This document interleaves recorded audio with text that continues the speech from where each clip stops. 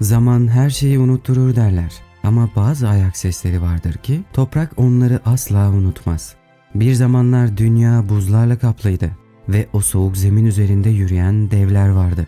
Kudretli, ağırbaşlı ve görkemli. Onlar mamutların ta kendisiydi. Bugün yalnızca isimlerini hatırlıyoruz. Ama belki de unuttuğumuz her şey bir gün yeniden yankılanmaya başlayabilir. Nasıl mı? Gelin kısa bir yolculuğa çıkalım.